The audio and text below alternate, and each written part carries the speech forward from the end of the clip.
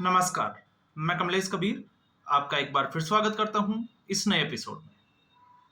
आज के इस एपिसोड में एक बार फिर हम बात करने वाले हैं बिहार की राजनीति की। बिहार में नवंबर में चुनाव होने वाले हैं और उम्मीद है कि चुनाव आयोग इसी महीने 15 से 20 तारीख के आसपास चुनावों की तिथियों की घोषणा कर सकता है। और साथ में खबर यह भी है कि लगभग 4 चरणों में जो है वो विधानसभा चुनाव पूरे करवाने की पूरी कोशिश करेगा चुनाव आयोग। अब सीधे तौर से अगर हम देखें तो इस वक्त चुनाव आयोग, कांग्रेस पार्टी और भारतीय जनता पार्टी तीनों ही जो है वो चुनावी मैदान में है और साथ में है आरजेडी। क्योंकि प्रमुखतया से अगर हम देखते हैं तो बिहार का अब तक का जो चुनाव था जिसके ऊपर हम नजर बनाए हुए थे और इससे पहले भी जो चुनाव हुए उन चुनावों में नीतीश कुमार या तो वो आरजेडी के साथ थे या भारतीय जनता पार्टी के साथ थे। अब ऐसी स्थिति में इस बार चुनाव जो है वो नीतीश कुमार और तेजस्वी यादव, क्योंकि आरजेडी एक भावी सपना देख रही थी तेजस्वी यादव को मुख्यमंत्री बनाने के लिए। अब ऐसे में राहुल गांधी वोटर अधिकार यात्रा निकालते हैं और वोटर अधिकार यात्रा में राहुल गांधी ने बैक सीट पे बिठा दिया तेजस्वी यादव को, हम ये कह सकते हैं।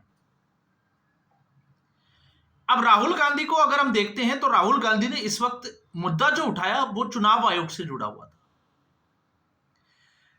अब जब हम चुनाव आयोग से जुड़े हुए इस मुद्दे की बात कर रहे हैं तो इतिहास में चुनाव आयोग और पॉलिटिकल पार्टी सत्ता पक्ष का अगर हम देखते हैं नजरिया तो 1947 में जब देश आजाद हुआ तो पहली बार जवाहरलाल नेहरू मनोनीत प्रधानमंत्री बने, क्योंकि आम चुनावों के लिए भारत जो है वो 1952 में गया। पहली बार चुनाव 1952 में हुए और 1952 के ही चुनाव में सबसे बड़ी जो गड़बड़ी की गई जिसमें सीधे तौर से हस्तक्षेप था प्रधानमंत्री उस वक्त के जवाहरलाल नेहरू का अपने मित्र मौलाना आजाद को जिताने के लिए, और उनके सामने उम्मीदवार था विशन चंद सेठ। विशन चंद सेठ की जीत हुई। इसके बाद जवाहरलाल नेहरू को पता चला तो उन्होंने गोविंद वल्लभ पंत को फोन किया जो तत्कालीन मुख्यमंत्री थे। चुनाव था रामपुर सीट का और फिर उसके बाद में जिस तरीके से दबाव डालकर विशन चंद सेठ को चुनाव हराया गया, और यही विशन चंद सेठ 1957 और 1962 में लोकसभा सीट पर चुनाव लड़े भी, जीते भी और संसद भी पहुंचे। उसके बाद में अगली पीढ़ी की हम बात करते हैं जनरेशन में, तो आपने देखा इंदिरा गांधी आपातकाल के समय आपातकाल क्यों लगाया गया था, और इसके अलावा आपको जो है वो बहुत सारे उदाहरण मिल जाएंगे जब बैलेट पेपर पे चुनाव होते थे तब के। अब ऐसी स्थिति में कांग्रेस पार्टी ने इस मुद्दे को उठाकर जैसे लग रहा हो कि अपनी कब्र जो है वो खुद ही खोद ली। तो इस वक्त कांग्रेस पार्टी की जो हालत है वो है, आपको पता होगा एनसीईआरटी के सिलेबस का एक चैप्टर अंधेर नगरी और चौपट राजा। इस वक्त कांग्रेस के सामने सिर्फ अंधकार है, अंधेरा छाया हुआ है, प्रकाश की कोई रोशनी जो है या हम कहें कि किरण जो है वो दिखाई नहीं दे रही है, और राजा बनकर बैठे इस वक्त राहुल गांधी। तो एक तरीके से कांग्रेस पार्टी राहुल गांधी के मुद्दों को ढोने का या हम कहें कि उनका बोझ उठाने अपने कंधों पे लिए घूम रही है। तो ऐसी स्थिति में 2019 के लोकसभा चुनाव आप याद करें तो उस वक्त एक नारा दिया गया, चौकीदार चोर है। उस नारे के खिलाफ कांग्रेस पार्टी के बड़े सीनियर नेता गुलाम नबी आजाद जैसे नेता जो है उन्होंने किनारा कर लिया। वो इस पक्ष में नहीं थे कि प्रधानमंत्री को सीधा जो है वो चोर कहा जाए,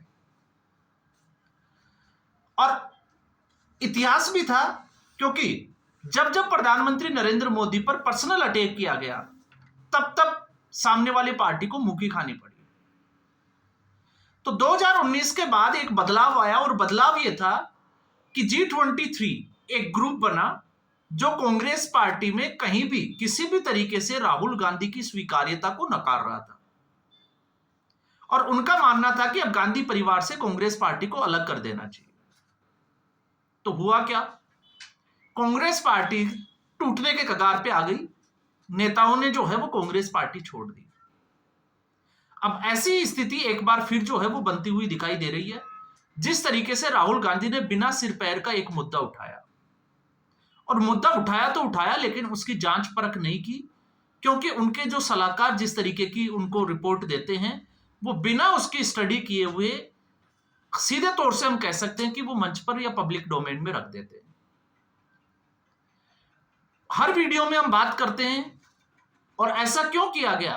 क्योंकि मैं हमेशा कहता हूं कि अगर कर्नाटका से नहीं होकर अगर महाराष्ट्र की किसी सीट का अगर डेटा उठाया जाता या हरियाणा की किसी विधानसभा सीट का डेटा उठाया होता तो शायद जनता का नजरिया अलग होता। लेकिन कर्नाटका में क्योंकि कांग्रेस पार्टी की खुद की सरकार है, और सिर्फ ये किस लिए किया गया? मुस्लिम तुष्टीकरण के लिए।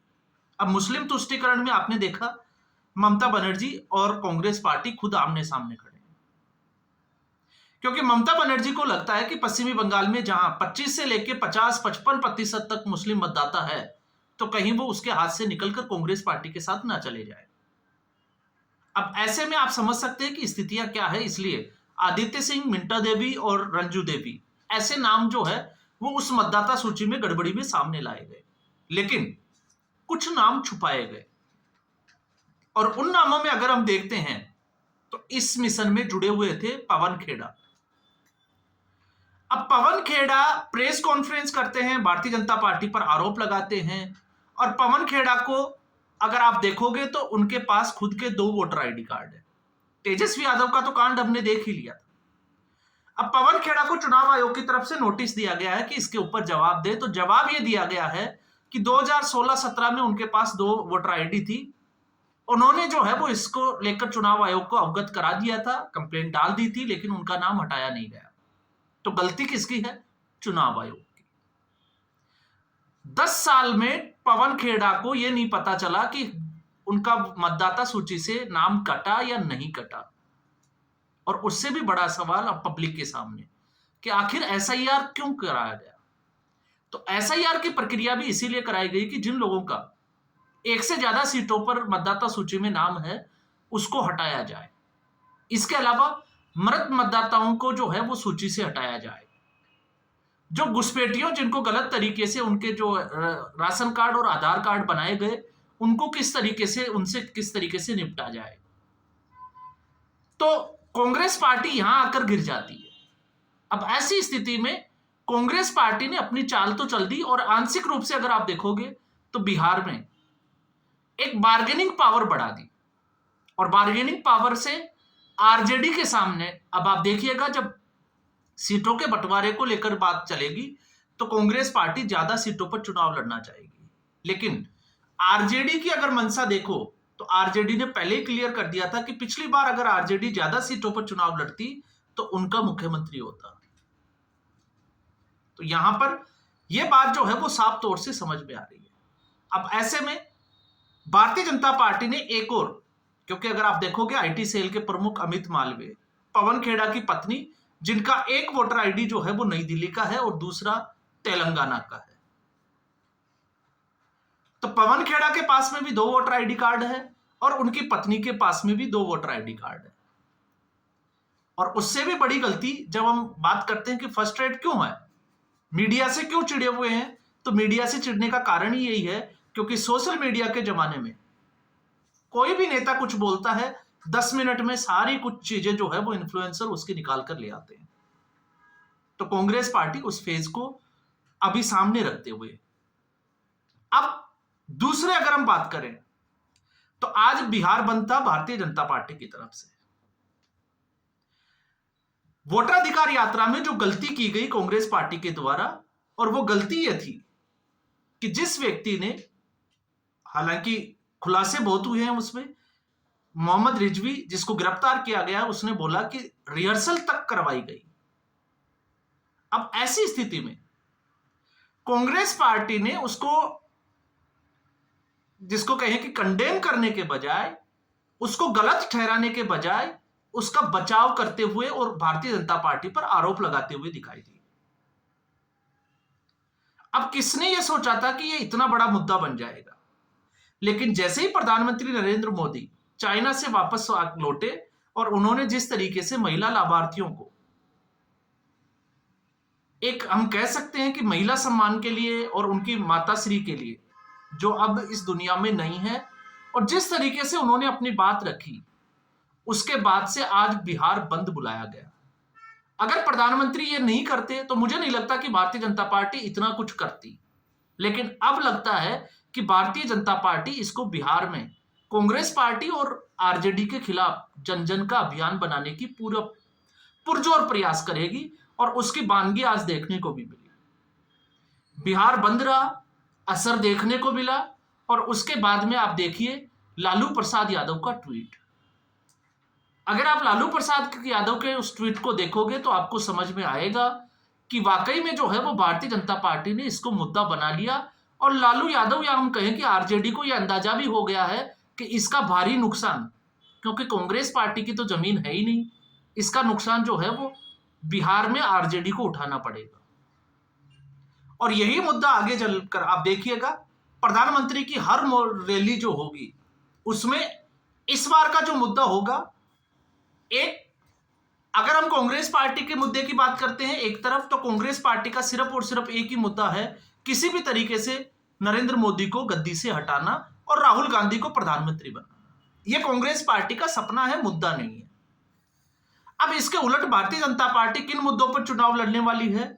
सीधे तौर से एक सबसे बड़ा जो मुद्दा इस चुनाव में होगा वो होगा प्रधानमंत्री नरेंद्र मोदी की मां के लिए अपशब्दों का इस्तेमाल करना। दूसरा, राष्ट्रवाद, जिस तरीके से ऑपरेशन सिंदूर पाकिस्तान के खिलाफ जो है वो छेड़ा गया, किया गया, उसको लेकर। और तीसरा जो होगा वो होगा विकास का मॉडल। अब इसके खिलाफ क्या अब तक जो महंगाई और जिसकी बात की जा रही थी, महंगाई के अलावा पलायन रोको वाली, अब ऐसे में आज आपने देखा कि जिस तरीके से जीएसटी का जो स्लैब है उसको कम किया गया है, तो महंगाई के मॉडल में मिडिल क्लास को इसका सीधे तौर से फायदा होगा, यह अब किसी से छुपा हुआ नहीं है। तो अब भारतीय जनता पार्टी के इन मुद्दों की काट जो है वो विपक्ष के पास क्या है, और इनके साथ में अगर हम देखते हैं विपक्ष को, तो विपक्ष जो है वो शून्य है इस वक्त शून्य इसलिए है क्योंकि विपक्ष के पास कोई मुद्दा है ही नहीं लड़ने के लिए। हर बार राहुल गांधी को रिलॉन्च करने के चक्कर में विपक्ष असली मुद्दों से हट जाता है और ऐसी गलती करता है जिसके किसी ने कल्पना भी नहीं की। और इस बार एक कदम आगे बढ़ते हुए जो कहा गया, अब वही जो है वो बिहार की अस्मिता के लिए हम कह सकते हैं। और सीधे तौर पर कुछ लोगों को जो है वो हो सकता है ये लगे, क्योंकि आपको पता है एक कोर वोटर होता है, उस कोर वोटर को जरूर ये लगेगा कि नहीं हमारा आकलन जो है वो गलत हो सकता है, लेकिन ये आकलन गलत नहीं होगा। आप देखिएगा अभी तो शुरुआत भी नहीं हुई, और जब शुरुआत नहीं हुई उससे पहले अगर बिहार में बंद है तो आज पूरे देश को ये मैसेज दे दिया गया कि महिलाओं का अपमान या प्रधानमंत्री नरेंद्र मोदी की मां का अपमान नहीं सहेगा हिंदुस्तान।